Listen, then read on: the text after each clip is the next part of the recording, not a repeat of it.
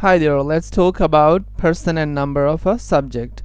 First person singular হচ্ছে I, plural হচ্ছে we, এবং এদের পরে যে ভার্বটা বসবে এটা অলওয়েজ মেইন ফর্ম বা বেস ফর্মে বসবে, কোনো এস বা ইয়েস হবে না। For example, I teach English, আমি ইংরেজি পড়াই, or we take English classes, আমরা ইংরেজি ক্লাস করি।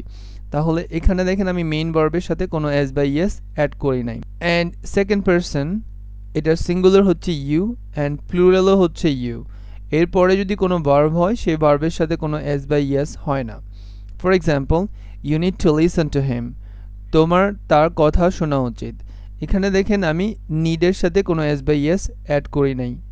অ্যান্ড থার্ড পারসন সিঙ্গুলার হচ্ছে হি, শি, ইট। এদের পরে যে ভার্বটা বসবে এরপরে এস বা ইয়েস হবে। For example, he goes to school, সে স্কুলে যায়।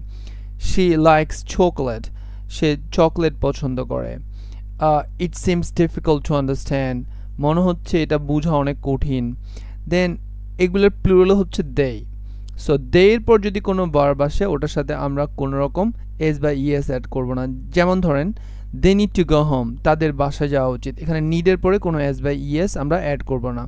আরেকটা কথা বলে রাখি, ইট এটা সিঙ্গুলার এবং এটার প্লুরাল হিসেবে আপনি দে ইউজ করতে পারেন অথবা দোজ ইউজ করতে পারেন। So I hope you understand person and number as subject in a sentence, and it will be very useful for you. Thank you very much for watching and happy learning.